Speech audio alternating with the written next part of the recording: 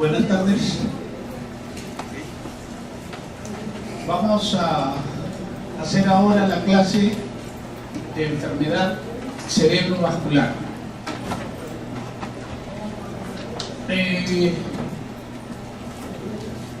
Todo es importante, por supuesto, pero el cerebro es un órgano importantísimo. Realiza múltiples funciones importantes de vida, de creación, de imaginación, de producción. Y entonces es un órgano que tiene que estar bien cuidadito. Es un órgano que requiere un buen flujo sanguíneo cerebral, ¿no? Requiere estar bien nutrido, requiere una buena oxigenación, requiere que haya buenos nutrientes, ¿no? Sustancias energéticas, como la oxigenación. Eso es sumamente importante. El cerebro no vive sin oxígeno, no vive sin glicemia, sin glucosa. El cerebro es un órgano extraordinariamente fuerte. Tolera traumatismos encefalocraneanos. ¿Cuánta gente se golpea la cabeza? ¿Cuánta gente tiene accidentes de tránsito? Y sin embargo supervive. Y muchos quedan bien, sin secuelas, si es que recibieron un buen tratamiento. Tolera hemorragias, tolera infartos, tolera infecciones, tolera tumores. Pero lo que el cerebro no te puede tolerar es la falta de oxígeno, ni la falta de glucosa. 3 minutos de falta de oxígeno y el cerebro ya fue. Es como el talón de Aquiles, ¿no? A Aquiles lo sumergieron en el lago, pero no sumergieron el talón, ¿no? Entonces, Aquiles era invencible. Nadie podía vencer a Aquiles. Hasta que por ahí alguien fue con la noticia de que el talón era la parte susceptible. Un flechazo acabó con Aquiles. Y así es el cerebro, su talón es el oxígeno. La glucosa, si la glucosa baja, el cerebro también puede morir. Entonces, es importante que el cerebro tenga una adecuada oxigenación, adecuados nutrientes. ¿Y cómo es que se va a llevar a cabo esta adecuada oxigenación y los nutrientes buenos? A través de una buena circulación sanguínea. Eso es lo que tenemos que cuidar en el cerebro, de que la sangrecita llegue. Es como los valles, ¿no? Cuando uno viaja hacia el norte o hacia el sur del país, arenales por todos sitios, ¿no? Cuando de pronto vemos por ahí verdor, el valle. ¿Pero por qué está el valle? Porque hay un río por ahí que está dándole agüita a toda esa zona. Y entonces hay verdor, hay flores, hay pasto, hay animales, hay aves. Igualmente, el cerebro tiene que estar bien irrigadito. Y entonces las arterias tienen que estar bien. Tenemos que conocer cuál es el árbol arterial cerebral. ¿Cuáles son las arterias que irrigan al cerebro? ¿No? Las carótidas, las vertebrales, son las arterias principales que van a llevar el flujo sanguíneo hacia el cerebro. Ya en el cerebro tenemos la arteria cerebral media, las arterias cerebrales anteriores, las arterias cerebrales posteriores, el tronco de la basilar, ¿no? Pero estas arterias también pueden sufrir alteraciones o enfermedades. De ahí viene el problema. Y entonces eso es de lo que vamos a hablar hoy día, enfermedad cerebrovascular. que también lo conocemos con otro nombre, ¿no? ¿Qué otros nombres podríamos decir? A ver. ACV, muy bien. Otro nombre. Ictus. Ictus. Ya, otro nombre. Stroke, de repente, ya. Otro nombre. Apoplejía, ya. Otro nombre. A ver, el vulgo, ¿cómo lo conoce? Derrame cerebral, ¿no es cierto? Derrame cerebral. El vulgo lo conoce más fácilmente como derrame cerebral. Yo me acuerdo que una vez trabajaba en una compañía minera y le dije, ¿qué es lo que tiene el paciente? Ah, no, tiene un accidente cerebrovascular. Ah, no, entonces que lo indemnicen, porque este es un accidente de trabajo. Pero no es un accidente de trabajo, había que explicarle. Se llama así, accidente cerebrovascular, un ACV, ¿no? Pero no es un accidente. Bueno, entonces de lo que se trata ahora es de entender qué cosa es un ACV, o accidente cerebrovascular, o SB, enfermedad cerebrovascular, o stroke, ¿no? Entonces, sencillo. Solamente hay dos patologías dominantes en la enfermedad cerebrovascular. ¿Cuáles serían? Uno, hemorrágico. Dos, isquémico. Nada más. O isquémico o hemorrágico. Eso es el derrame cerebral. ¿Por qué ocurre el isquémico? Trombo, aterotrombosis, embolia, vasculitis. Muy bien, muy bien. Creo que, bueno, entonces hay múltiples causas, ¿no? El vasito se cierra, ¿no? Se va cerrando y entonces al no pasar la sangre, como los valles, ¿no? Yo cierro el río, el caudal del río, ¿qué pasa con el valle? Muere, ¿cierto? Otra vez tú vas a ver el desierto, el arenal. Igual, si es que se cierra el vasito, el tejido cerebral a donde iba ese vasito va a morir. Y cuando muere esa zona se llama isquemia, infarto, ¿no? Cuando ya muere ya hay necrosis, ya se llama infarto. Isquemia es la falta de sangre, que es lo primero que ocurre, ¿no? La falta de sangre. Bien, entonces eso es fundamental. Ahora vamos a ver cuáles son las causas, cuáles son las clases, eso lo vamos a ver, son detalles, pero lo principal es que sepan de que hay dos problemas principales. Y la otra que decían es la hemorragia, ¿no? ¿Por qué ocurre la hemorragia? Ruptura de aneurismos, traumatismos, aneurismas que se ha roto. Claro.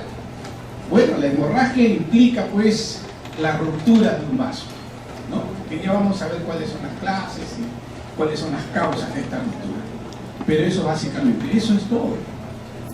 Es todo lo que tenemos que entender. Y ya de aquí vamos a ver las clases, las causas, los motivos, el tratamiento.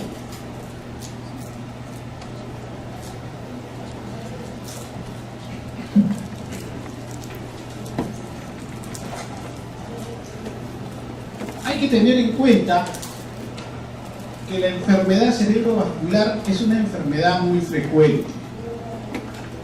Siempre las emergencias van a estar llenas de estos pacientes de enfermedad cerebrovascular. ¿Quién no ha tenido un derrame, no? Entonces, según la Organización Mundial de la Salud, la enfermedad cerebrovascular ocupa más o menos el segundo o el tercer lugar. ¿De qué muere más la gente en el mundo? De cáncer. ¿De qué otra cosa muere más? Del corazón, ¿cierto? También ahí están las enfermedades vasculares del corazón. Y entonces, fíjense ustedes, después están las enfermedades cerebrovasculares. Está entre las primeras causas de muerte y discapacidad y morbilidad en el mundo. Entonces, por eso es importante de que todos sepamos bien cómo identificar, cómo diagnosticar y cómo tratar a esta enfermedad cerebrovascular, ¿no? Aquí tenemos que, como la segunda causa, lo han puesto de mortalidad mundial, y la incidencia anual es de 200 a 250 casos por 100.000 habitantes años. El ictus, junto con la cardiopatía isquémica, puede considerarse una epidemia vascular en los países desarrollados y un problema sociosanitario de primer orden. Y constituye la primera causa de discapacidad y la segunda causa de demencia tras la enfermedad del Alzheimer, ¿no? Entonces, fíjense ustedes que hay bastante Alzheimer. Eso también genera gran discapacidad. Y tras esta enfermedad están las enfermedades vasculares que también crean demencia. Hay lo que se llama la demencia vascular. Bueno, miren ustedes, la enfermedad cerebrovascular SB, por ejemplo, hay distintos nombres que podemos darle, pero es la misma cosa, ¿no? Es la primera causa de discapacidad, según una revista importante, el Stroke, en el 2015. Es la segunda causa de mortalidad y de demencia, 2014. En el Perú, 50% de discapacidad a los 3 meses. Y es la séptima causa de mortalidad en el Perú. Miren ustedes, las enfermedades cardíacas, ¿no? El stroke, las enfermedades respiratorias y otras enfermedades, diabetes mellitus.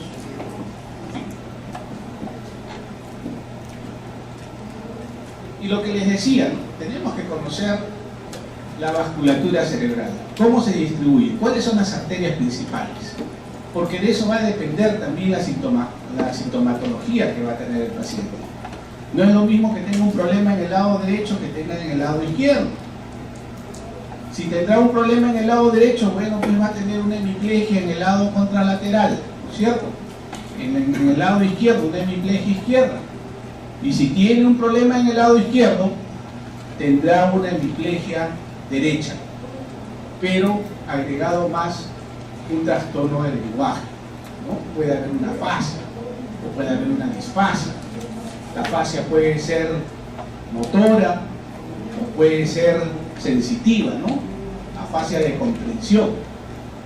Bien, entonces aquí tenemos pues la vasculatura principal del cerebro, ¿no? Tenemos las arterias cerebrales medias. A ver, ¿no hay problema? Ahora. Ya.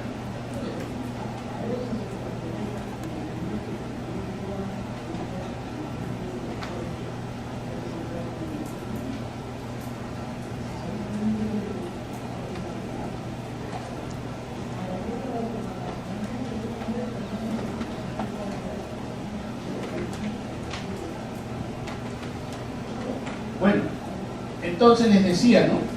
La vasculatura cerebral. Aquí tenemos las arterias cerebrales anteriores, ¿no? Las carótidas que están viniendo, ¿no? del arco aórtico, ¿no? Son las arterias principales que van al cerebro y van a dar las arterias cerebrales anteriores. Las arterias cerebrales medias deben salir de acá, ¿no? Y aquí están las cerebrales posteriores, ¿no? Que estas ya vienen de las arterias vertebrales, ¿no? Las arterias vertebrales que vienen de aquí atrás.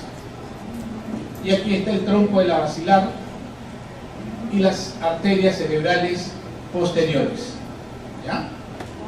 Aquí tenemos también otra arteria importante que es la AICA, la arteria anteroinferior cerebelosa. Y tenemos acá también la arteria cerebelosa anterosuperior, ¿no? Y esta de acá, también otra arteria importante, la pica, ¿no? La posterior cerebelosa arteria. Bien, entonces, como para recordar nada más que estas arterias tienen un territorio. Y ese territorio, miren, esto correspondería a la arteria cerebral anterior, ¿no? Acá en amarillo, todo esto al territorio de la arteria cerebral media, y acá en la parte occipital correspondería a la arteria cerebral posterior. La arteria cerebral posterior. Entonces dependerá de la zona afectada para tener los síntomas y los signos clínicos que se presentan en estas enfermedades vasculares. ¿Por qué se producen estas enfermedades vasculares? A veces tenemos también las cañerías en nuestra casa, cuando de pronto un día ya no sale el agua. Llamamos al cafetero, ¿qué pasó? Oiga, no tengo agua, no tengo ni para lavarme ni para bañarme. Bueno, el cafetero a veces saca los tubos y a veces se encuentra que está atorado. ¿Y por qué está atorado? ¿Qué hay en el atoro? De todo, ¿cierto? Pelos, restos, detritus, tierra, en fin, hay un montón de componentes, minerales, pero es el hecho de que el agua está discurriendo continuamente a través de estas tuberías, pero el agua acarrea minerales y también muchas veces acarrea desechos, ¿no? Y todos estos desechos se van pegando en la pared. Al principio no lo van a notar, porque el agua está pasando todavía. Pero a medida que pasa el tiempo, se va sumando, ¿no? Se van agregando más detritus, más desechos, más minerales, hasta que llega un momento en que se obstruye totalmente. Y entonces eso va a pasar también con los vasos sanguíneos, a nivel general. Ustedes saben que la sangre acarrea una serie de elementos, ¿no? Proteínas, carbohidratos, lípidos, hormonas, sodio, potasio, cloro, oxígeno, dióxido de carbono. ¿Cuántas sustancias transporta la sangre?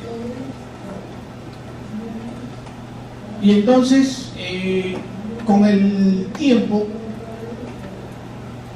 a veces las paredes, el endotelio, la capa íntima del vaso sanguíneo se va comprometiendo, se va estenosando,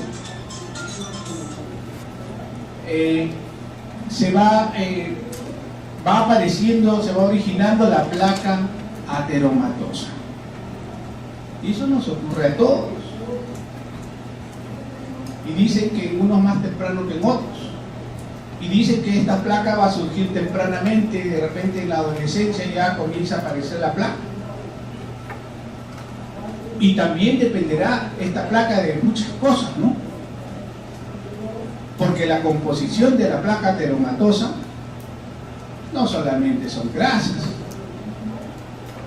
hay una serie de componentes. No solamente son lípidos, ¿no? Hay plaquetas, hay proteínas, hay células blancas, porque ya se habla de que esta es una enfermedad inflamatoria. Entonces, la aterotrombosis se define como la disrupción de la placa aterosclerótica con trombosis superimpuesta. Les voy a decir de qué se trata. La aterosclerosis es un proceso difuso que empieza tempranamente en la niñez y progresa asintomáticamente durante la adultez. Entonces, miren ustedes lo que ocurre con los vasos sanguíneos, ¿no? Entonces, si vemos esta arteria que es la cerebral media, estamos viendo de que aquí ya hay una enfermedad vascular, ¿no? Hay un trombo también, hay un trombito, ¿no? Que de repente se puede desprender. ¿Ya? Esta es una carótida normal, bonita, pero con el tiempo ya las arterias envejecen, la placa ateromatosa crece, y entonces si obstruye, si es que llevas una vida desordenada, entonces esta placa ateromatosa va a crecer más rápido, ¿no? Si es que pasas malas noches, si es que fumas demasiado, si es que bebes licor en demasía, si es que eres sedentario, no haces ejercicios, no puedes, porque van a pagar pato, al final te pasan la factura. No, yo soy joven, a mí no me pasa nada. Pero espérate que todo pasan la factura de todas maneras, nada es gratis en esta vida. Bien, entonces, las principales manifestaciones clínicas de aterotrombosis, ¿no? Tenemos que puede haber un problema isquémico cerebral, puede ser solamente un ataque isquémico transitorio, es decir, de que pasa rápidamente de manera fugaz, revierte y no deja ninguna secuela. También las arterias del corazón se dañan, ¿no? Las arterias coronarias también sufren estas alteraciones, estas enfermedades, y al final se cierran y producen el infarto de miocardio, la angina, estable o inestable.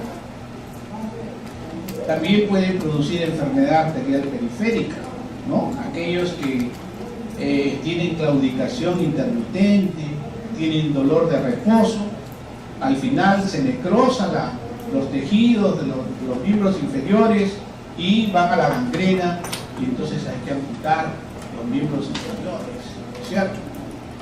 Aquellos que fuman demasiado, las arterias se van cerrando, café puro en exceso, ¿no? Todo lo que va a ocasionar daños a las arterias. Bueno, para graficar un poco más, de manera más macroscópica, miren un vaso sanguíneo, miren la placa ateromatosa, ¿no? Cómo va creciendo la placa ateromatosa, ¿no?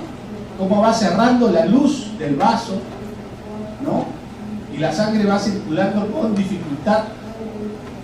Miren a los glóbulos rojos. Y también va a predisponer a que se forme un coágulo. Y a veces este coagulito se va a soltar. Y cuando se suelta, este coagulito va a viajar, lamentablemente.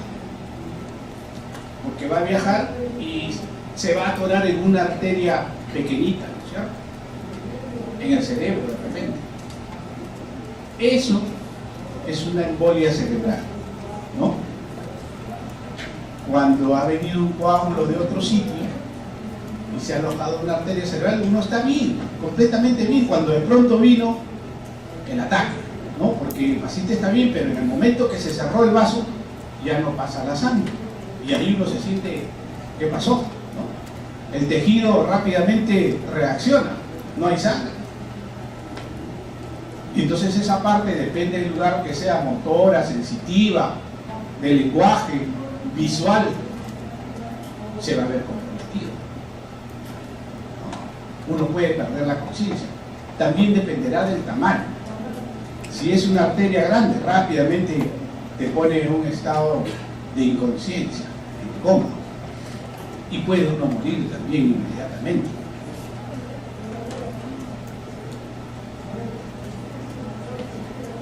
Entonces, las placas tienen una distribución característica. Suelen estar más afectadas aquellas zonas de la conducción arterial que están más expuestas a las fuerzas de cizallamiento y de flujo turbulento del sistema arterial, asociándose a mecanismos inflamatorios de muy diversa índole como inmunológicos, infecciosos, anomalías químicas en la circulación como el colesterol alto o la diabetes, ¿no? Quiere decir de que ¿dónde se va a formar más anomalías, más alteraciones? Es donde la sangre tiene más presión, ¿no?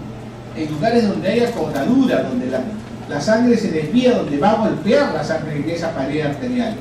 Eso es lo que quiere decir con cizallamiento, ¿no? Fuerza de cizallamiento, ¿no? Por ejemplo, en las arterias, en el tronco de la basilar se bifurca, en las arterias cerebrales posteriores, pero antes de bifurcarse choca con la parte superior. Bueno, ahí hay más tensión. Por eso la presión arterial también aumenta la fuerza, porque la sangre va a golpear las paredes arteriales. Y además, no es una cosa también sencilla, ¿no? La ateromatosis, la arterioesclerosis, también tienen que ver mecanismos inmunológicos, infecciosos, metabólicos, colesterol, la diabetes. Todas esas cositas se van sumando para crear alteraciones en el vaso sanguíneo.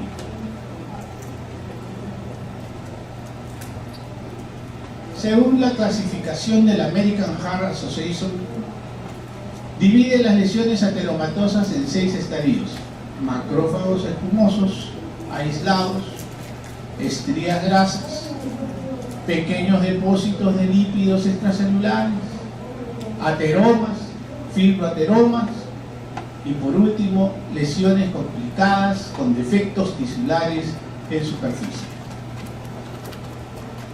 Esta es una clasificación de la American Heart Association sobre estas lesiones ateromatosas. Un poquito para entender la ateromatosis, ¿no? Tenemos que entender, tenemos que tratar de explicarnos. Hay múltiples investigaciones.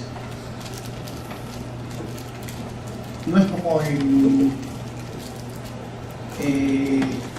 nuestro baño, en nuestra cañería, ¿no? Le metes grano y ya, bueno, pues de repente se desatora y estamos felices y contentos porque el agua regresa.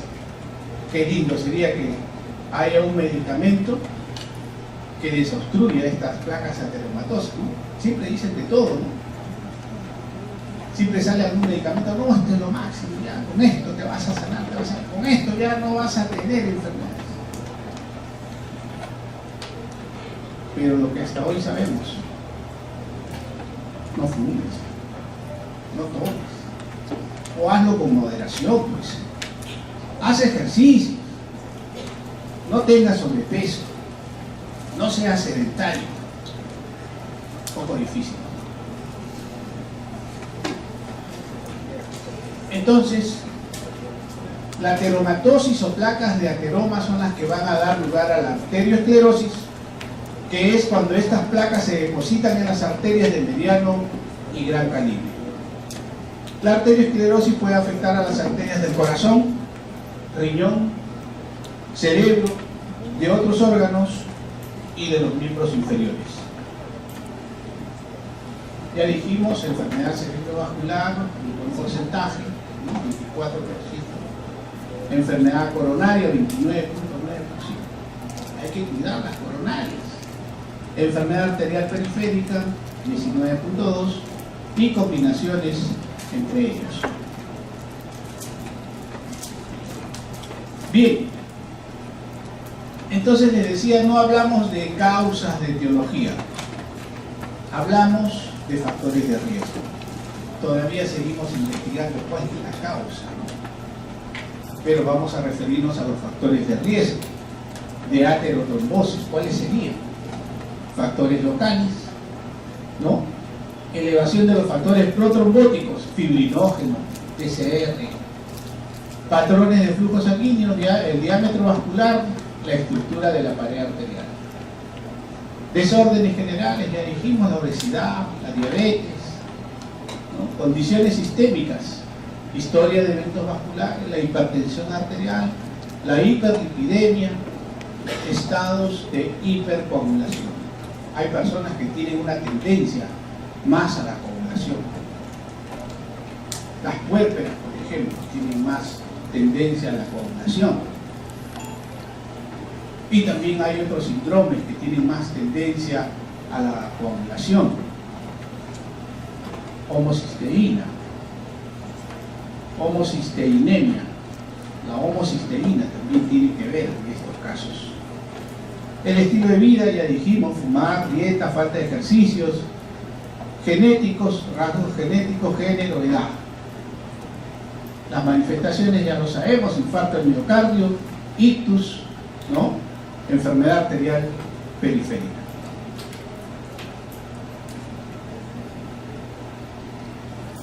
Entonces, estos factores de riesgo es una característica biológica, hábito de enfermedad que permite identificar un grupo de personas con mayor riesgo que la población general para presentar una determinada enfermedad a lo largo del tiempo, ¿no? Eso es lo que es un factor de riesgo.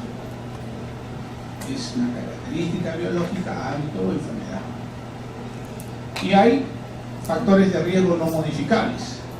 Tengan en cuenta, puede ser pregunta: ¿cuáles son los no modificables? Los que no se pueden cambiar.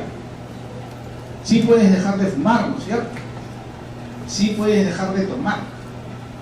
Sí puedes dejar de ser sedentario. Pero la edad progresa, ¿no? No te puedes quitar la edad. El sexo es el mismo. La herencia, si tienes una carga genética, ¿no? Tienes parientes que han sufrido de ACV. La raza, geografía y clima. Bien. Uno de los factores de riesgo más importantes en la enfermedad cerebrovascular, sea isquémica o hemorrágica, es la hipertensión arterial. La hipertensión arterial. El hipertenso es el que está propenso a tener esta enfermedad vascular cerebral, a tener infarto cerebral o también a tener hemorragia, cualquiera de las dos. Por eso es importantísima la hipertensión arterial. Es importantísimo medir la presión arterial. ¿Cuántas veces nos busca el paciente? Lo vemos, hablamos con él, le tomamos la presión. A veces ni le tomamos la presión, ni el pulso, apenas lo vemos, ni lo tocamos y ya, tómese esto, ya, chao. ¿Cuánta enfermedad podríamos evitar si es que tomamos la presión arterial? ¿No? Es una de las causas más importantes. No se olviden que la hipertensión arterial es el asesino silencioso que ha matado más gente que las 2 guerras mundiales juntas y seguirá matando un montón de gente si es que no hacemos lo necesario. Ustedes son los responsables. Van a tener, midan la presión arterial a su papá, a su mamá, a su abuelita, a su tío, a la enamorada, al enamorado, a todos. Es una buena práctica medir la presión arterial y prevenir la hipertensión arterial. ¿Cuántos hay que sufren de hipertensión arterial y no lo saben? ¿Cuántos hay que sufren de hipertensión arterial y no reciben tratamiento? Esos son los que llegan al infarto, a la hemorragia cerebral. ¿Cómo queda el paciente tras una hemorragia cerebral? Es un desastre cerebral. Con solo evitar la hipertensión arterial podemos evitar estos desastres. El tabaquismo, ni qué decir. Pacientes que fuman bastante, ¿no? Los fumadores pesados, que fuman una cajetilla al día, de todas maneras esos pacientes van a tener enfermedad vascular, sea cardíaca o sea cerebral. Esos pacientes de todas maneras van a llegar al bypass aorto coronario, al infarto cerebral, ¿no? Bien, entonces habíamos hablado de que hay factores de riesgo modificables, bien establecidos, la hipertensión arterial. Cardiopatías de alto riesgo embolígenos. Muchas veces el cerebro está tranquilito, está feliz, está trabajando, cuando de pronto viene como un misil de otro sitio, ¡pum!, y ataca al cerebro. viene un embolito, generalmente procedente, puede ser del corazón, o puede ser procedente de la arteria también, ¿no? De la carótida puede salir, o puede salir también del arco aórtico. Pero una de las causas frecuentes es la fibrilación auricular, ¿no? Generalmente los ancianitos ya tienen fibrilación auricular, ¿no? Es una arritmia arrítmica, ¿no? No hay onda P. Rápidamente uno puede diagnosticar una fibrilación auricular. Con solo tocarle el pulso yo ya estoy viendo que es un pulso arrítmico o pulso deficitario, totalmente arrítmico, y entonces puedo sospechar yo, no puede ser de que tenga fibrilación auricular. Y si le hago un electrocardiograma, seguramente que no hay onda P, y es bien arrítmico, y entonces yo puedo decir, no tiene una fibrilación auricular. Entonces, estos fibriladores tienen esa propensión de que en algún momento se puede formar un coagulito, ¿no? El latido es irregular, ¿no? Y entonces en algún momento ese coagulito que está ahí en la aurícula, en algún momento sale ese coagulito, sale y se va hacia el cerebro. El cerebro que está tranquilito, trabajando bien, viendo su televisión, cuando de pronto le llega pues el émbolo y ocurre un desastre, ¿no? Si es un embolito pequeño, bueno, pues no pasará mayor cosa, pero si es un émbolo grande que te tapa una arteria grande, puede matarte inmediatamente. Entonces, la fibrilación auricular, enfermedades del seno, ¿no? Del nodo sinusal, enfermedad del nodo sinusal, ¿no? Que puede producir bradicardia, taquicardia, esas arritmias, infarto agudo del miocardio, pacientes que se le han cambiado las válvulas cardíacas, ¿no? Recambio de válvula mitral o tricuspidia, a veces tienen válvulas protésicas artificiales y ahí se pegan las plaquetas y ahí se forman los coágulos, los trombos, y de ahí se desprenden también los trombos, ¿no? A veces hay trombos intracardíacos. El mixoma auricular es un tumorcito también común, ¿no? Este tumorcito crece en la aurícula y entonces en algún momento se desprende un fragmento y puede constituir un émbolo que va a producir una embolia cerebral. También hay endocarditis infecciosas que también frecuentemente pueden producir vegetaciones, y estas vegetaciones también producir embolia cerebral. Aneurismas, aquinesia ventricular izquierda, ¿no? Marcadores de ateromatosis, estenosis asintomática de carótida, cardiopatía isquémica, enfermedad arterial periférica. Los que tienen esto son pacientes que tienen más propensión a tener una enfermedad cerebrovascular, ¿no? Las carótidas también se van cerrando silenciosamente, porque las carótidas, mientras que no se cierran más del 80%, no hay sintomatología, ¿no? O a veces trastornos visuales, a veces un poco de trastornos motores, no sé por qué no puedo caminar bien, o a veces trastornos sensitivos, doctor, no sé por qué tengo un adormecimiento, se me viene un adormecimiento de vez en cuando, o de repente también trastornos conductuales, comportamientos anormales, te ríes de cualquier cosa, hablas incoherencias. Mucho cuidado porque pueden estar teniendo una estenosis carotídea. Y si es que no la detectamos a tiempo, pues va a ir al infarto cerebral. Bueno, ya dijimos la diabetes siempre, la diabetes siempre es un factor de riesgo para tener un infarto cerebral o para tener un infarto cardíaco o para que te corten las piernas también. Accidente isquémico transitorio. ¿Ya? Bueno, el accidente isquémico transitorio, ya saben ustedes, es un ataque cerebral pero que dura pocas horas, ¿no? Se resuelve en menos de 24 horas.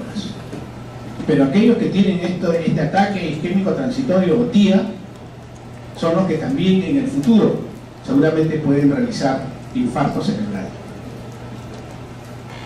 ¿Ah? Controlarse entonces el sobrepeso, ¿no? La ingesta de carbohidratos excesivo, el azúcar, ingesta de carbohidratos, los postrecitos, aquellos que les gustan los dulces,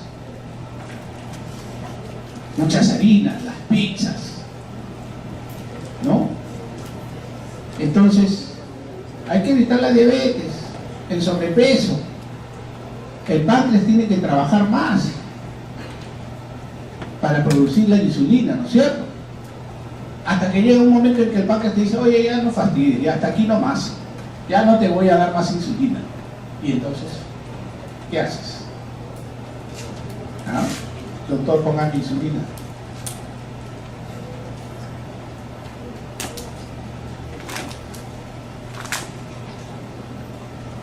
Ajá. Aquí están los problemas de los sábados, ¿no? Los viernes, empiezan los viernes todavía. Los viernes, sábados, y algunos se van hasta el domingo. Hay que evitar el alcoholismo, ¿ah? Hay que evitar. Moderadamente nomás, su traguito de vez en cuando. Ya. Bueno, entonces, el ictus ya dijimos, puede ser isquémico, puede ser hemorrágico. Si es isquémico, puede ser focal o puede ser más extenso, puede ser un ataque isquémico transitorio, puede ser ya un infarto cerebral establecido, ¿no?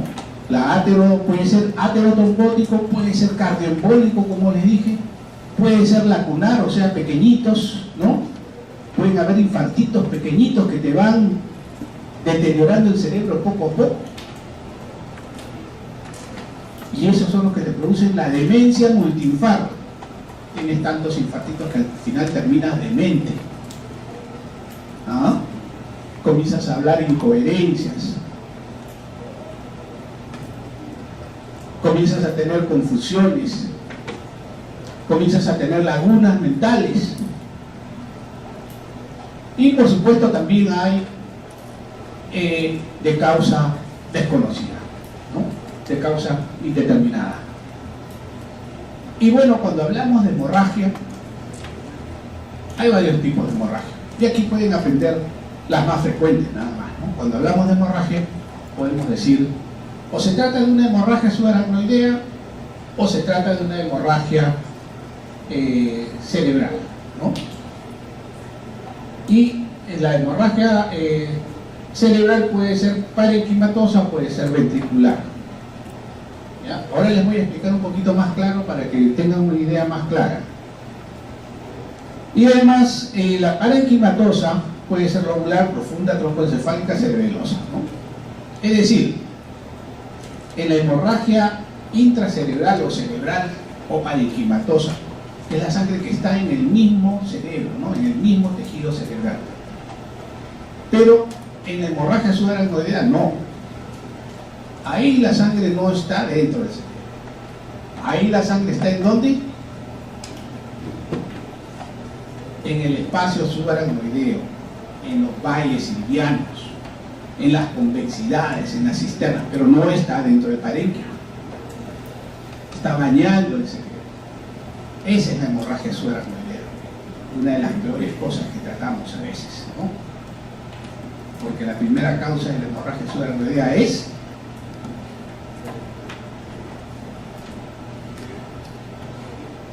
también, pero no es la más frecuente, aneurismas cerebrales, los aneurismas.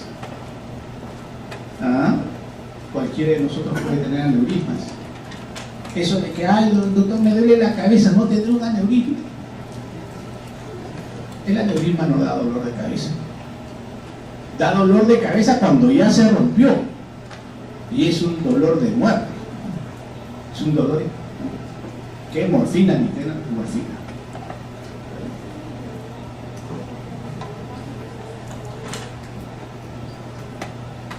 Entonces, el stroke trombótico, ¿no?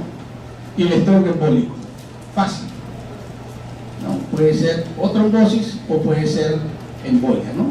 Si es embolia, es un coagulito que viene de otro sitio. Ya, la hemorragia cerebral, ¿no?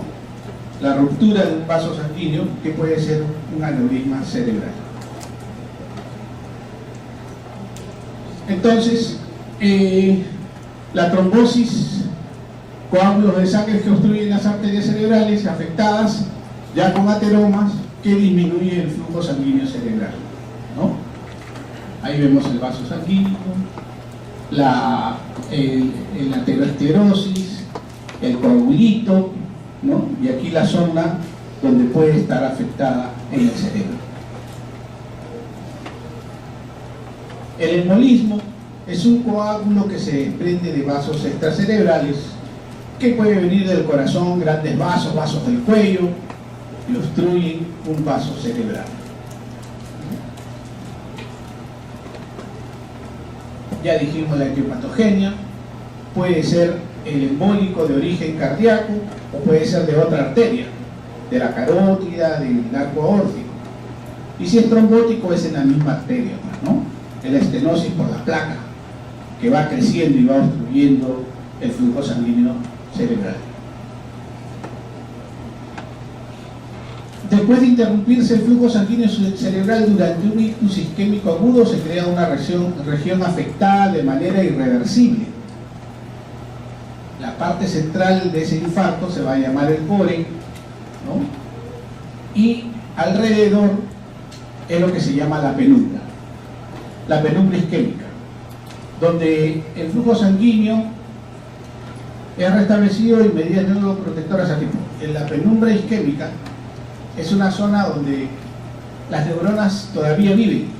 En cambio en el centro no, ya es necrótico, ya murieron. Pero aquí en la penumbra que está alrededor todavía hay neuronitas que están viviendo, ¿no? Entonces, si es que nosotros tomamos las medidas adecuadas, esta penumbra, estas neuronas pueden supervivir, ¿no? Y pueden cumplir su función. Pero si no actuamos a tiempo, esta penumbra también se va a convertir en una zona de necrosis y de infarto.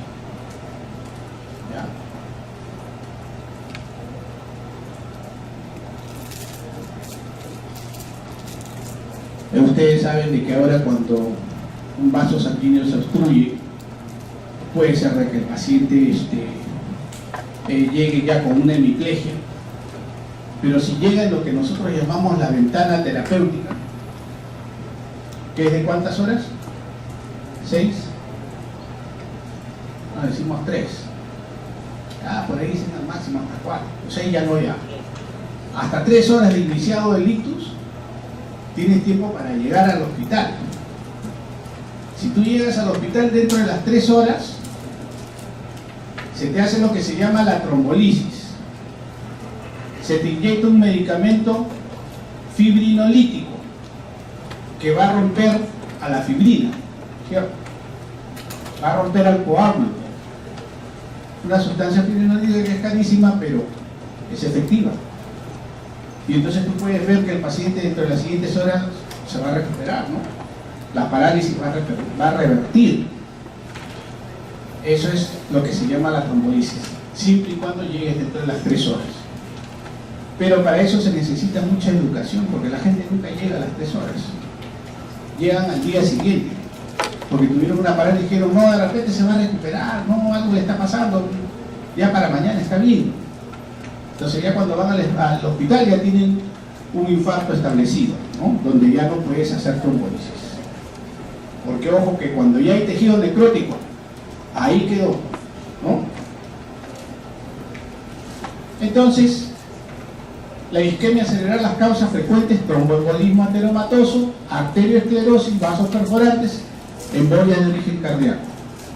Hay causas infrecuentes: arteritis, sífilis, que ya no se ve, meningitis tuberculosa, que hasta ahora hay bastante, borreliosis, que tampoco se ve, y la hipoxia global, ¿no? Lo que yo les dije, el oxígeno, la falta de oxígeno es mortal. Shock y otras crisis hemodinámicas, la caída de la presión arterial, va a hacer que el flujo sanguíneo cerebral caiga también. Las migrañas complicadas, ¿no? Las complicadas. ¿Cuántos migrañosos hay? Hernias cerebrales, embolias diversas de aire, de grasa, paradójica de origen venoso, enfermedades hematológicas, poliglobulia, anemia de células falciformes, síndrome antifosfolipídico, trombocitopenia o trombocitemia, disfibrinogenemia, déficit de proteína C y S y de antitrombina 3, trombosis venosa y tromboflebitis cerebrales, oclusión arterial traumática y otros, ¿no? Estas son las causas infrecuentes. Pero con que sepan las frecuentes ya está bien, ¿no? Las infrecuentes, bueno, hay que aprenderlas pero es más para especialistas, ¿no? Pero también hay que sospechar. Llega el paciente a la emergencia y siempre tenemos que lo primero pensar en las causas más frecuentes. El embólico, cuando un fragmento de trombo se origina y desprende en un lugar distinto del cerebro y es trasladado por la corriente sanguínea hacia este, obstruye una arteria de pequeño calibre y produce infarto, ¿no? La embolia cerebral.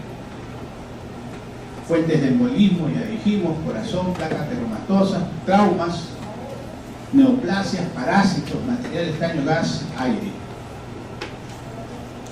Entonces, los traumas también, ¿no? Hay bastante trauma cráneoencefálico, bastantes accidentes de tránsito. Ahora más todavía, ¿no?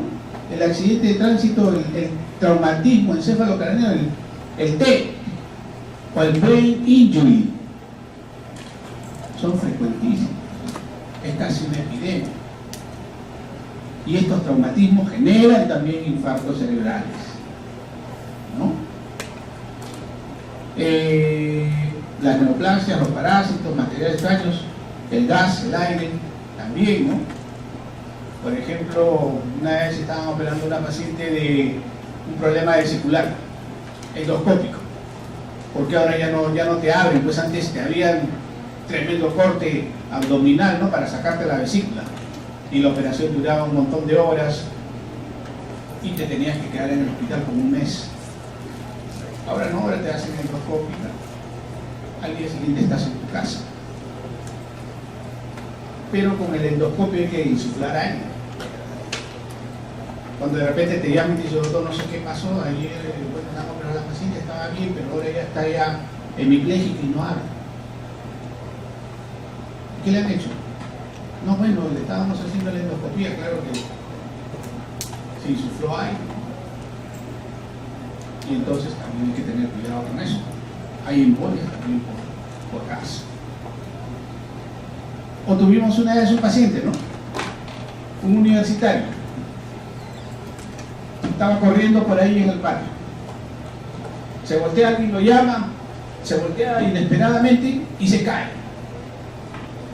Medio que se enreda, ¿no? Y sufre una fractura de fémur. Debe haber sido un enredo, pero bien complicado para que sea una fractura de fémur. Es un joven. Es un anciano, se justifica porque ya tiene osteopenia, osteoporosis. Lo llevan al hospital. La hermana era enfermera.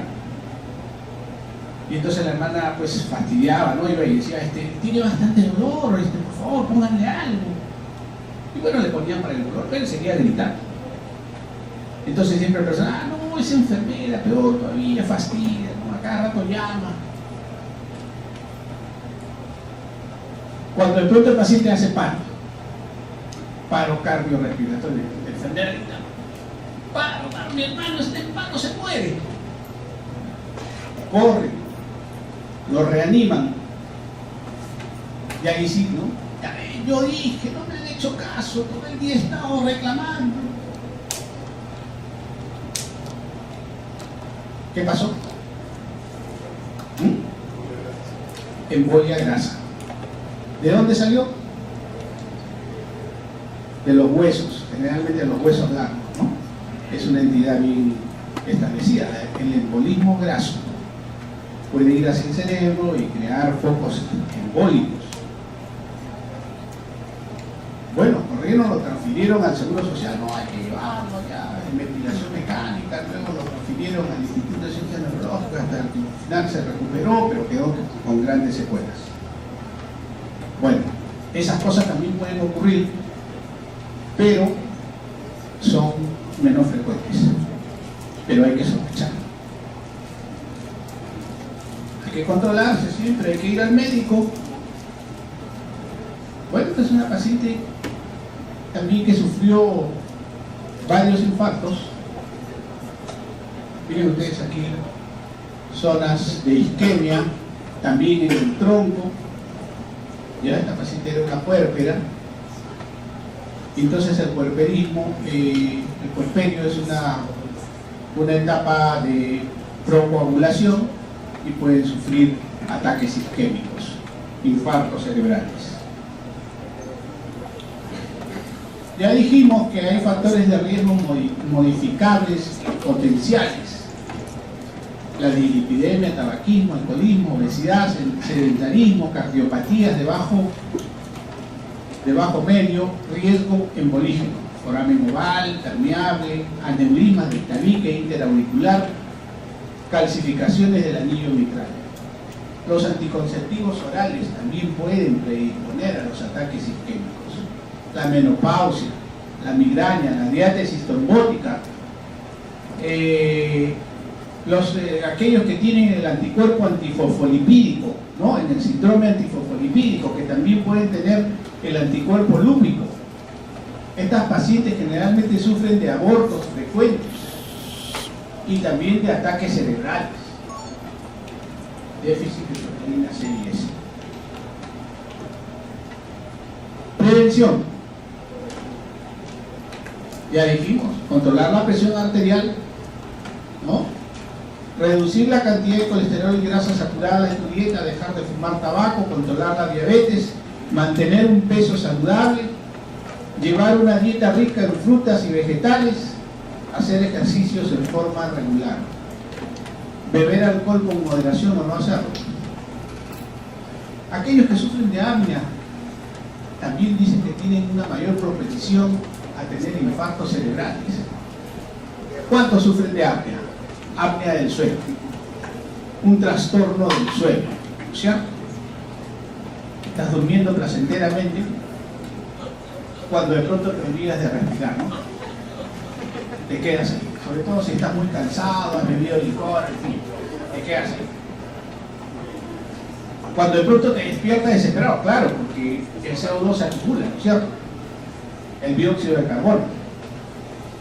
Y el dióxido de carbono es un estimulante del tronco cerebral de las zonas de los centros respiratorios que se encuentran en el bulbo raquídeo. Entonces como que zamaquean ahí el bulbo raquídeo y inmediatamente se despiertan desesperados, ¿no? Y comienzan a respirar, ¿no? Desesperados. Algunos mueren también. Es un trastorno del sueño. Más si son obesos, más si son hipertensos. No, eso sí, pueden tener infartos cerebrales. ¿Cuántos que sufren de apnea del sueño? Bueno, hay laboratorios de apnea del sueño, ¿no es cierto? Te llevan, te hacen dormir ahí toda la noche, te ponen tu pulsoxímetro a ver hasta cuándo desciende tu oxigenación, peligrosamente.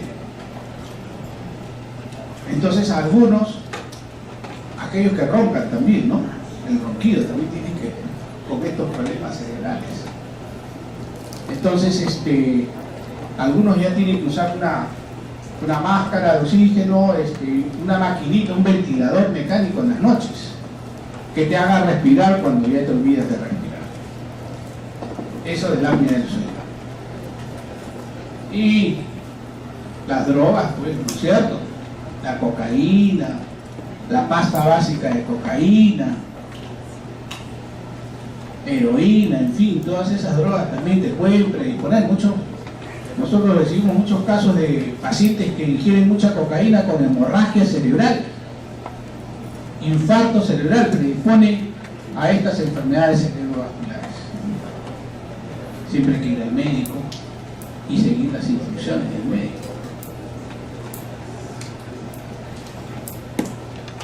Tratamiento entonces. Nada de que le voy a poner unas agujitas en los dedos y con eso ya el paciente no va a tener un infarto. No, no, no. La enfermedad aterotrombótica del vaso que se ha ido cerrando, poco a poco no se va a curar con que pongamos agujitas en los dedos. Entonces, después del comienzo de un ataque, hay una zona afectada de manera irreversible, ya dijimos, el core, ¿no? En el centro, que está el proceso necrótico. Lo que está necrosado ya no revive más. Rodeada por una zona donde está la reducción del flujo sanguíneo, que es la penumbra, ¿no? Se encuentran en silencio eléctrico, pueden ser recuperadas si el flujo sanguíneo es restablecido y si se toman las medidas neuroprotectoras a tiempo. Entonces, medidas generales, asegurar una adecuada oxigenación. ¿Cuántos de estos pacientes llegan a la emergencia si es que tienen compromiso del estado de conciencia, si es que están letárgicos, si es que están somnolientos, si es que están soporosos o si es que están en coma por este ataque cerebral? Tienes que ayudarlos, porque la primera pregunta que te tienes que hacer es: ¿estará oxigenando? ¿Estará respirando bien? ¿No? Ya les dije, el talón de Aquiles. Entonces el cerebro necesita oxígeno. Entonces tengo que aportarle oxígeno. Felizmente hoy en día hay maquinitas en todos sitios, antes no había. Esto del pulsoxímetro es una cosa que no tendrá más de 20 años. Antes no, tenías que decir a ver si el paciente está respirando muy rápido, si es que está sudoroso, si es que está utilizando músculos accesorios de la respiración, el esternocleidomastoideo, o si es que está cianótico. Oigan, si el paciente está cianótico ya está casi muerto. Hoy en día no, pues ustedes agarran el pulsoxímetro, la tecnología, no le pones en el dedito y al toque te dice cuánto tiene de saturación, ¿cierto? Y el paciente debe estar saturando ¿cuánto? 98, 99, 95%, ¿no es cierto? Si está en menos, 93, 90, ya le estoy poniendo un poquito de oxígeno. Oigan ustedes, estas células de la penumbra necesitan oxígeno para que no se mueran. Y si está saturando de repente 85, 80, oigan, no, ya este paciente se va a morir, ¿eh? Ya no necesito ver si es que está utilizando músculos accesorios, nada, o gases sanguíneos, no, oiga usted, ya llamas al intensivista, oiga, intúbelo, vamos a darle con la bolsa de resucitación. ¿Cómo se llama? La bolsa. Ambú.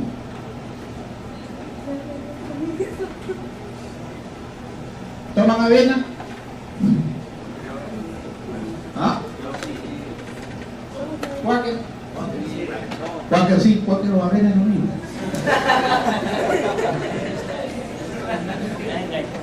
Pero queda no, no, Quaker, eso lo reconocemos rápidamente.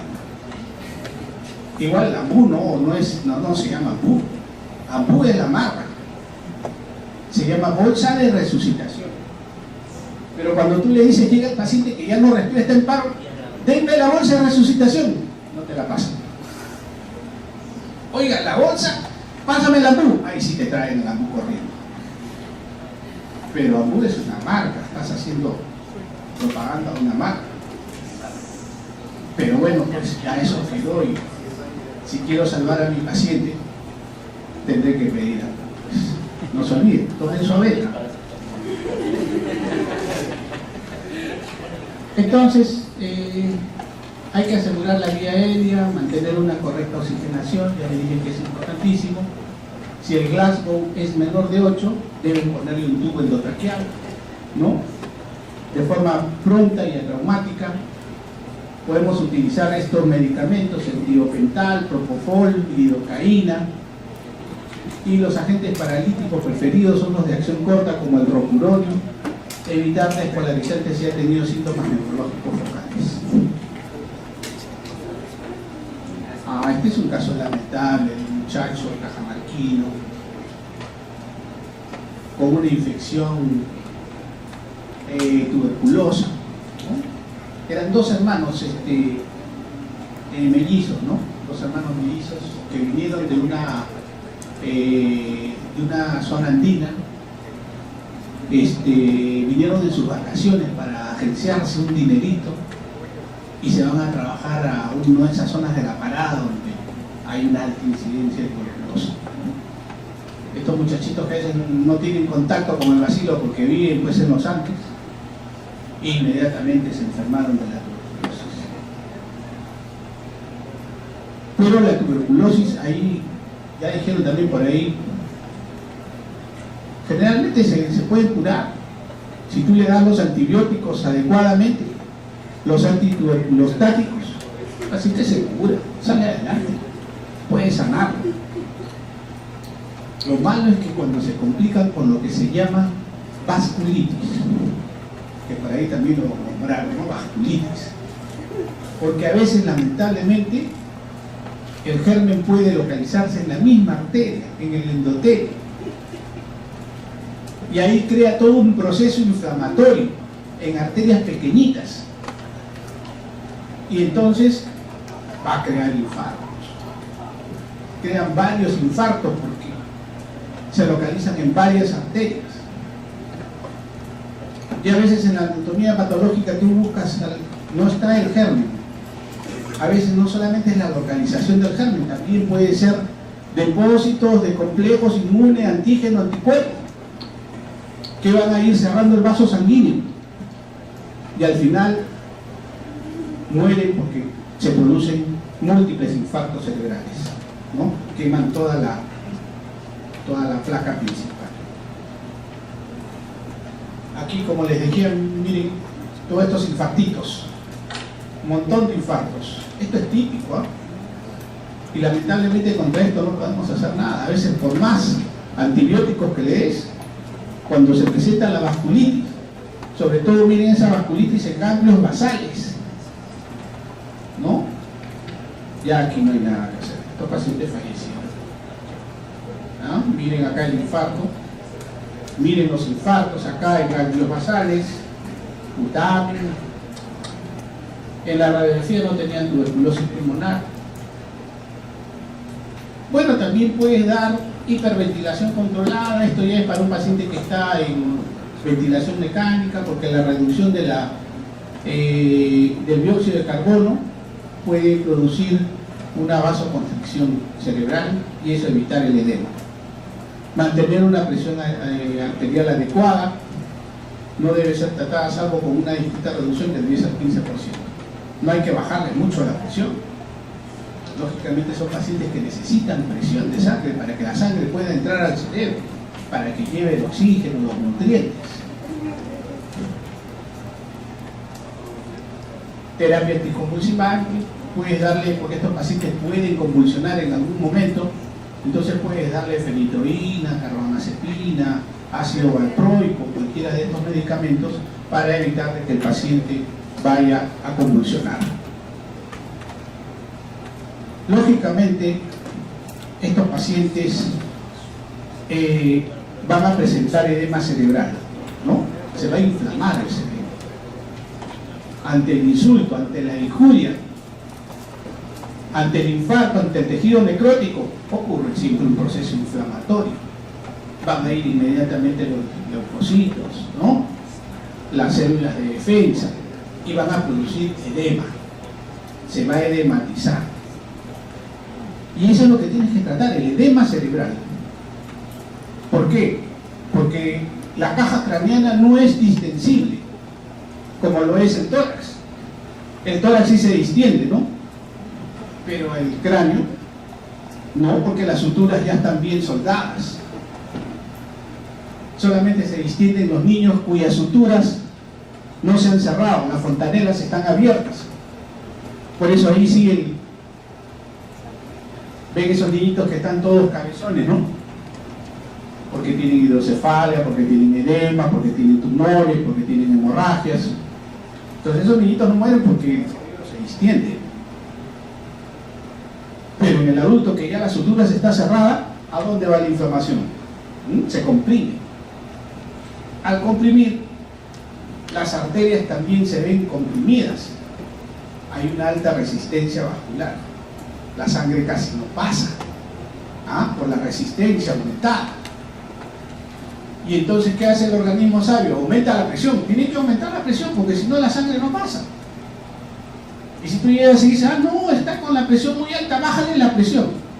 Le bajas la presión, al siguiente minuto está muerto. El cerebro se mueve. Se enclavó, dice. Entonces déjalo con la presión alta. Cuando está con edema. Y si ya tiene mucho edema, ¿qué hago?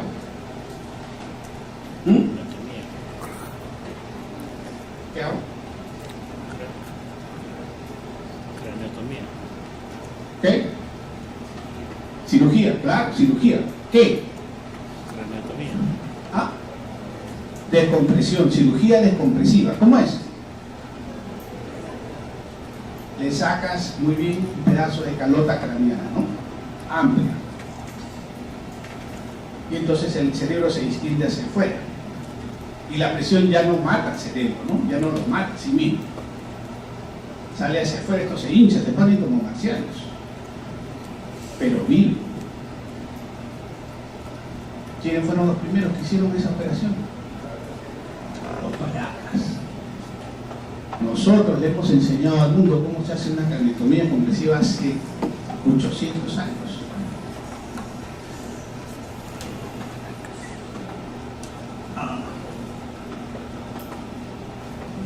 Trombolisis, ya le dije. Trombolisis se puede hacer. Fue aprobado en 1996 por la FDA. El uso de la forma recombinante del activador de plasminógeno tisular para el tratamiento de pacientes con ACV de menos de 3 horas de evolución. Pero hay que llegar en las 3 horas, que son pocos. Sí llegan algunos, y entonces se benefician de la trombolisis. Se asocia con un mejor pronóstico, pero puede aumentar la incidencia de hemorragia intracraniana sintomática. La trombolisis intraarterial es más limitado debido a que requiere instalación de neuroradiología intervencionista. El número de pacientes recanalizados, pero bueno. Es que para la trombolisis solamente te inyectas la sustancia del plasminógeno tisular a la vena. Pero en cambio hay otra trombolisis en que tú tienes que meter el catéter a la arteria femoral, vas hasta la aorta, subes a la carótida y entras hasta las arterias cerebrales, buscas dónde está la obstrucción y ahí inyectas la sustancia trombolítica. Pero lógicamente eso demora más, tienes que ser experto, ¿no? Eso se llama también, hay también otros procedimientos mecánicos de trombectomía. Pero lógicamente todo eso tiene que ser temprano, porque cuando el tejido está necrótico ya no resucita. Bueno, corazón. Este es un artículo, ¿no?, que habla de la ateromatosis del arco aórtico. De aquí también salen bastantes trombos, del arco aórtico, de acá de la carótida, pero también del arco aórtico. Ahí también hay placas ateromatosas. Y a veces esas plaquitas ateromatosas del arco aórtico se fragmentan y viajan como émbolos, ¿no? Por eso dice este estudio que fue hecho en el 2008, ¿ya?, y salió en la revista Clínica e Investigación en Arteriosclerosis. Las placas de ateroma del arco aórtico son un factor de riesgo poco conocido de ictus isquémico, generalmente por la producción de embolias arterioarteriales. Ellos presentan un casito de un hombre de 67 años que llega al hospital con un infarto hemisférico izquierdo. Miren, todo el hemisferio izquierdo se ha infartado. Nosotros cuando vemos un infarto de todo el hemisferio izquierdo generalmente lo llamamos infarto maligno. Y ahí entras en una discusión ético, filosófico, religioso, social. ¿Lo salvas o no lo salvas? No es lo mismo el derecho que el izquierdo. al izquierdo que le dicen dominante, ¿no? ¿Por qué no es lo mismo? Claro, porque está el área de Broca, están las áreas del cuaje. Si te salvas, si has tenido un infarto de todo el hemisferio izquierdo, te salvas, pero quedas mutis. No hablan ni entienden lo que la gente te dice. Te están hablando en ruso. ¿Cómo vives? Quedas totalmente aislado. Por eso es un infarto maligno. Bueno, el señor, además de que tiene mucho riesgo de morir rápidamente, ¿no? El ecocardiograma transesofágico detectó una gran placa de ateroma en el arco aórtico, ulcerada y complicada, con un trombo móvil en su pared, presuntamente causante del cuadro actual. La ateromatosis del arco aórtico es un factor de riesgo independiente de infarto cerebral, especialmente las placas grandes, ulceradas o trombosadas, y aparece en un porcentaje elevado de pacientes con ictus criptogénico. Criptogénico quiere decir que no se ha encontrado la causa. Para terminar, vamos a hablar un poquito de las hemorragias. Hemorragias siempre los van a tener. Siempre van a tener pacientes que se van a presentar en la emergencia con hemorragia cerebral. Y entonces ustedes tienen que saber qué es lo que tienen que hacer con estos pacientes. Ya ustedes saben que es distinta la presentación clínica de un infarto de una hemorragia, ¿no? ¿Cuál es más grave? La hemorragia, ¿no? La hemorragia es más devastadora. Rápidamente al paciente lo pone en un estado de coma, ¿no? O puede estar letárgico, soporoso.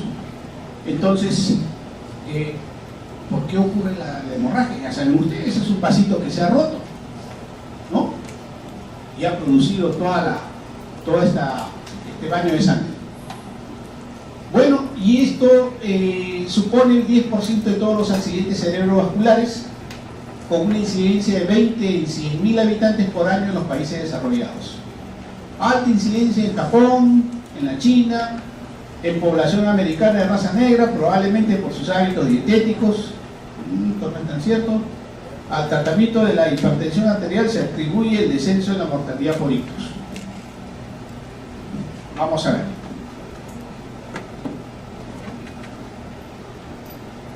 Bueno, este es un paciente que tuvo una hemorragia. Ya.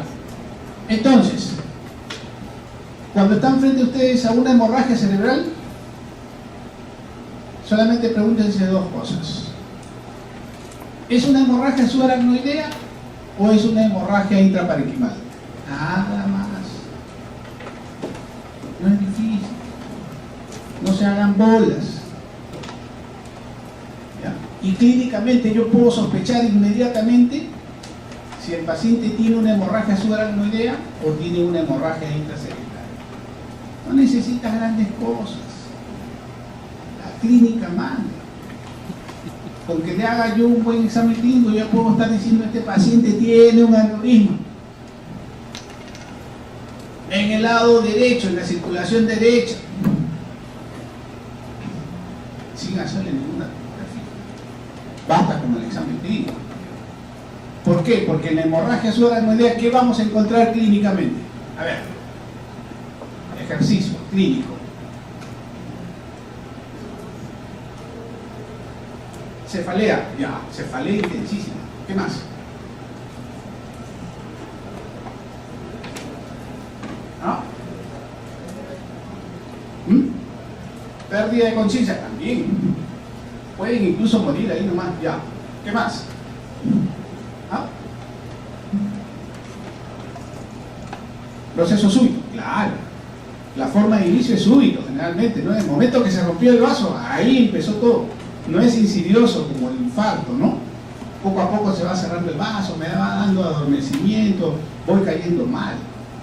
No, es la hemorragia súbita. Yo estaba bien haciendo mis cosas cuando de pronto cae la apoplejía. Ya, ¿qué otro síntoma? ¿Habrá hemiplegia? Ahí está la diferencia. No hay. Porque ya les dije, la hemorragia subaracnoidea no está dentro del tejido cerebral, está fuera. Está en el espacio subaracnoideo. Es difuso. No es focalizado, entonces no va a haber hemiplegia. Lo que sí va a haber un signo característico. Si compromete a las meninges, la rigidez de nuca, ¿no? Si el paciente tiene, doctor, estaba bien y caí mal y de pronto perdí el conocimiento y me dolía mucho la nuca, rigidez de nuca. Esos son pacientes que tienen hemorragia subaracnoidea. Ahí tú tienes que sospechar. Y la primera causa de hemorragia subaracnoidea es el aneurisma. Diferente si el paciente te dice, no, me golpeé, me atropelló el carro, bueno, pues es traumático. Pero si no pasó nada de esto, de forma espontánea te vino la hemorragia, puede ser aneurisma. La otra parte clínica, el paciente se puso mal rápidamente. Pero eso sí, me vine con hemiplegia del lado derecho y además tiene trastornos del lenguaje. Eso sí es un hematoma intraparenquimal localizado ¿en dónde? En el hemisferio cerebral izquierdo. Eso es una hemorragia intraparenquimal. Punto. Ya con eso hemos avanzado bastante. Con eso ya más o menos sabemos cuál es el tipo de hemorragia. Y con eso ya más o menos sabemos cuál es la actitud del tratamiento que vamos a tener. Entonces dice que la hemorragia intracerebral primaria, estamos hablando ya de las intracerebrales, representa el 80% de los casos y se origina por la ruptura espontánea de los vasos pequeños dañados por hipertensión arterial crónica o angiopatía amiloide. Entonces, como les decía, y se lo dije desde el principio, una de las causas más frecuentes de esta hemorragia intraparenquimal, si es una persona que tiene cierta edad y encima es hipertenso, esa es la causa. La hipertensión arterial. Otra vuelta. Jóvenes, lo hemos repetido varias veces. Denle la importancia de vida a la hipertensión arterial. Y un poquito más alejado, ya para especialistas, la angiopatía amiloidea. Ya es un depósito de unas sustancias irritantes en las arterias, en el parénquima cerebral, una sustancia que se llama el amiloide, que se tiñe con el rojo de Congo, por eso le dicen una sustancia congofílica, y se presenta en pacientes mayores de 60 años. Entonces, algunos de esos pacientes que tienen hemorragia, sobre todo que están en un lado y también en otro lado, no, eso es angiopatía amiloidea. ¿Ya? Esos depósitos de esta sustancia amiloidea es lo que produce daño a la arteria y al final ruptura y las hemorragias. Y hay las hemorragias intracerebrales secundarias, ¿no? Que ocurren con malformaciones vasculares, cavernomas, tumores o trastornos de la coagulación. ¿Ya? Secundarias, o sea, porque hay una malformación arteriovenosa. ¿Alguien sabe qué es una malformación arteriovenosa? Muy bien, sencillo, ¿no? El aneurisma es la arteria que le ha salido una bolsita, ¿cierto? Porque la pared es anormal. Las paredes son delgadas. Y entonces pasa tanto la sangre que en un momento determinado se hace una bolsita, pues, un globito. Y ese globito, como la pared es anormal, es débil, en algún momento de la vida, porque lo puedes tener desde el nacimiento, y tú no sabes. En algún momento de la vida, cuando haces un esfuerzo, cargaste un peso, estabas en la ducha, o muchos refieren en pleno acto sexual, y se rompió el aneurisma, ¿no? Entonces ahí viene el sangrado. ¿Ya? Pero la malformación arteriovenosa es distinta. Es un ovillo de vasos, de arterias y venas. Y esas también son malformadas porque sus paredes también son alteradas. Entonces en algún momento de la vida se rompen y viene la hemorragia. Pero esta hemorragia por malformación generalmente es intracerebral, no es subaracnoidea, es intraparenquimal. Entonces, si es joven y yo veo, no es hipertenso, ya, hay que hacerle una angiografía para ver si no tiene una malformación arteriovenosa. Cavernomas también, tumores también pueden sangrar. Si eres hemofílico, también puedes tener una hemorragia cerebral. Bueno, ya hablamos de las malformaciones arteriovenosas, el angioma cavernoso. Aquí miren ustedes un sangrado sobre todo intraventricular, ¿no? Pequeñito sangrado. Aquí sí, bueno, es fácil, ¿no? Es un sangrado intraparenquimal, ¿no? Rapidito, con la tomografía rápido lo diagnosticas. Esta sangre que ha roto la pared del ventrículo y se ha metido al ventrículo. Ya, bueno, aquí tenemos el aneurisma del que estábamos hablando, ¿no? La ruptura de la arteria. Miren lo devastador que es la sangre, ¿no? El tremendo coágulo. La mortalidad es alta. La mortalidad es alta. Pero desde que hacemos lo que nos enseñaron los paracas, muchos pacientes se salvan, ¿no? Y quedan bastante bien. Vean, si ustedes van al museo, vean ustedes esos cráneos de los paracas, que les han sacado pues una buena porción. ¿De dónde sabían los paracas todo eso? Qué avanzado.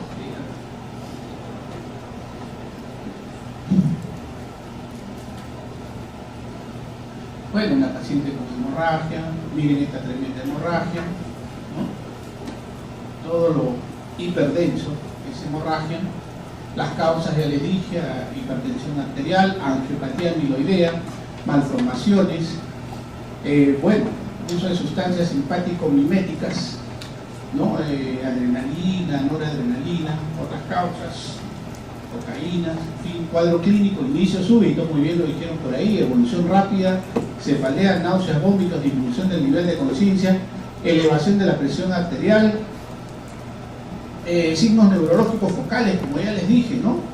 Esa va a ser la diferencia, crisis convulsivas. ¿Ya? Miren la diferencia entre hemorragia intracerebral e infarto cerebral. Disminución del estado de conciencia, 50%.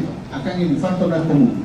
Cefalea, 40% en hemorragia, en infarto 17%. Vómitos, acá en hemorragia 49%, infarto cerebral 2%. Miren ustedes acá, ay caray.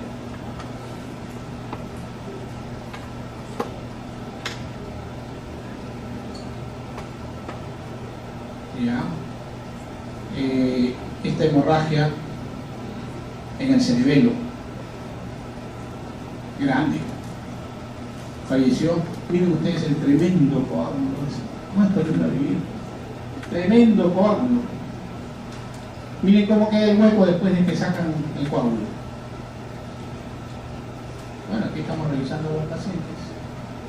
El hematoma puede expandirse a lo largo del tiempo, particularmente en las primeras horas, y esta expansión está atribuida al sangrado continuo de la fuente primaria y a la disrupción mecánica de los vasos circundantes. También podrían estar asociados a la hipertensión arterial aguda y un defecto local de la coagulación.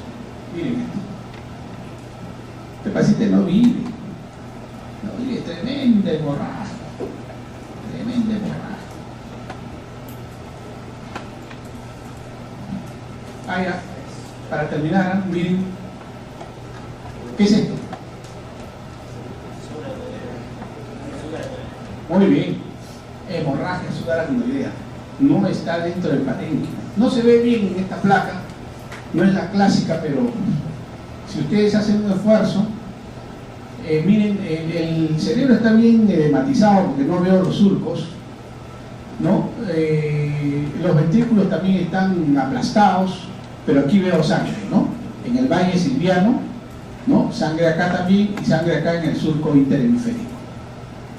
Esta es la hemorragia típica subaracnoidea. ¿Y aquí qué vemos? Un aneurisma cerebral. Aquí está, tremendo aneurisma, ¿no? Tremendo aneurisma. Eso hay que equiparlo o hay que embolizarlo. Muy bien. ¿Alguna pregunta?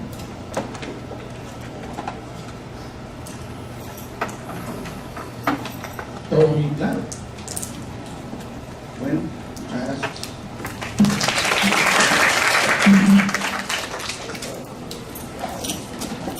Buena clase.